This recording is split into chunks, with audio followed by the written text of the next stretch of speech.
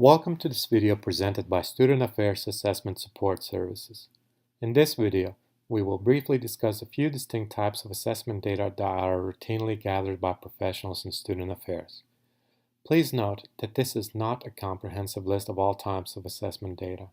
Instead, we will briefly differentiate between the four of the most common. The first type of assessment data we will discuss is assessment of use or utilization, which can be thought of as collecting counts or time data. Most people are probably familiar with assessment of satisfaction. These data are often collected via self-report surveys asking participants to indicate their level of satisfaction with respect to services or a program. Assessment of needs is often used to identify gaps in programming or services. Finally, assessment of student learning outcomes data are collected to evaluate what students know, think, or can do as a result of purposeful programming, services, or an intervention. Let's begin with the assessment of use or utilization.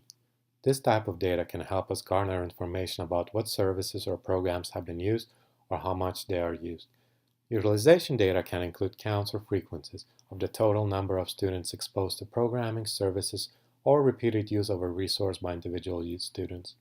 Perhaps length of time exposed to programming or services are of interest when examining utilization. Combined with student demographic characteristics, use data can showcase not only if a program is being used, but who is using it. For example, a university health center might be interested in how many students are walking into their clinic.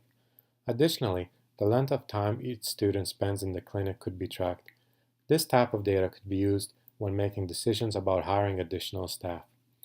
Moreover, utility data could shed some insight about the length of time it takes staff to address common health problems. For another example, please refer to the article by Harrington, Gordon, and Shibik shown below.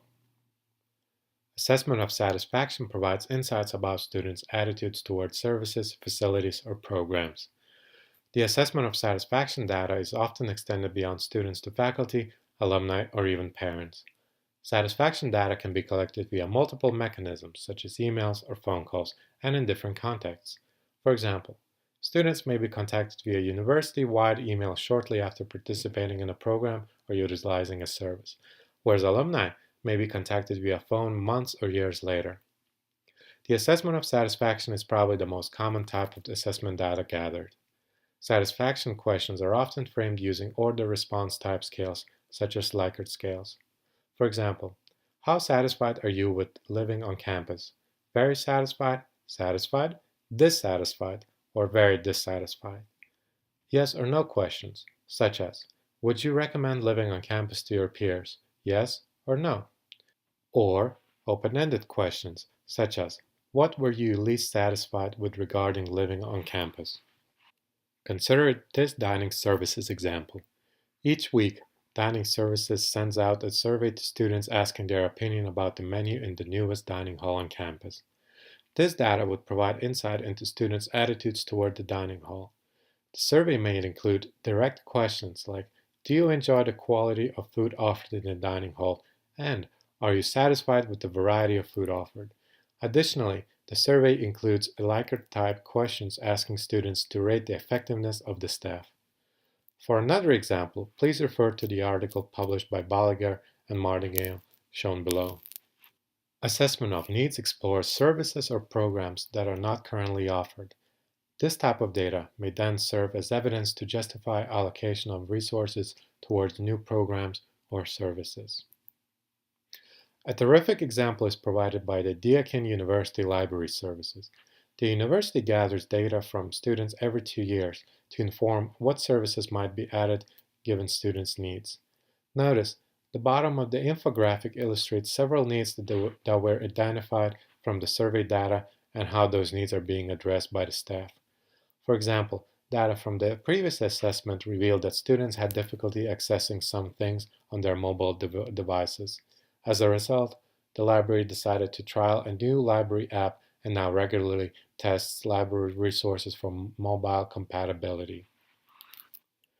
Consider an example in which the Technology Center might ask the incoming first-year students before they come on campus about their plans of using computers for studying purposes. If they find that a large number of students need a computer, the center might consider expanding their computer labs. Please find another published example of needs assessment by land listed below. The fourth type of assessment that we will talk about is student learning outcomes assessment. Outcomes assessment focuses on a student's development as a function of experiencing specific programming. Student affairs programs are intentionally created to impact particular objectives or outcomes the university or department deems important. Outcomes assessment provides a formal, empirical way of assessing student learning and development and evaluating progress towards stated outcomes. The diagram on the right illustrates a typical outcomes assessment cycle used to evaluate the efficacy of the program with respect to impacting the stated outcome. To illustrate, imagine that Greek Life Office institutes a year-long alcohol intervention for all first-year students. As a result of participating in this intervention, they would like students to be able to articulate the effects of alcohol on cognitive functioning. To assess the student learning outcome, the Greek Life Office would have to collect baseline data at the start of the year, implement the alcohol awareness program, and then reassess students at the end of the year. By interpreting the obtained data, the office can then make certain inferences about the quality of the intervention and whether or not the outcome was met. For another example, please visit JMU's website that documents student learning outcomes assessment for a large-scale program, the orientation. Given the major differences between these types of assessment data, the question becomes, what types of data should I collect? And the answer is, it depends. The questions student affairs practitioners want to answer should dictate the types of data they collect, and often these questions require integrating multiple types of data. For example, consider a scenario where the director of residence life wants to know whether the students are meeting a specific developmental outcome, let's say increased sense of belonging, as a result of newly implemented voluntary intervention. This sounds like a cut-and-dry case for student learning outcomes assessment. After all, the director expects students to improve their sense of belonging as a result of some theory-based program. But what if the results turned out to be not as positive as the director had hoped? She would need to investigate further. She might start by asking if the students are in fact attending the new program. This calls for assessment of use. If few students were in fact attending the program, she could then collect satisfaction data to determine if students are dissatisfied with the program. This data might lead her to conclude that students are not happy with the current programming. The residence life director could then assess current students with the aim of determining what kinds of programming the students are in need of instead. This would be an example of needs assessment. Coming full circle, by exposing more students to a new intervention and assuring students that are satisfied with the program, the director might see a greater change in students' sense of belonging, which was the original goal. The point of this hypothetical scenario is to emphasize that no type of assessment data is superior to another. The type of data collected should be dictated by the questions being asked, and it's often necessary to combine different types of assessment data to answer the most important questions regarding program effectiveness. Given the importance of collecting data that aligns with your assessment questions, let's get a little practice and discuss which types of assessments are appropriate in the following scenarios.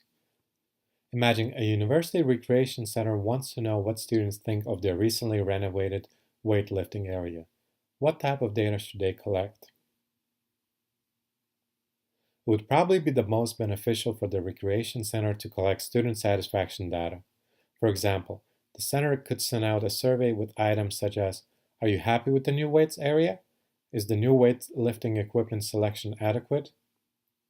Now, imagine that the recreation center is interested in the number of people that swim in each swimming lane. What type of data should they collect? Here, usage data could be easily collected by asking the lifeguards to count how many people are in the water each hour. If their observations indicate that all lanes are constantly crowded, the recreation center may decide that they need to expand.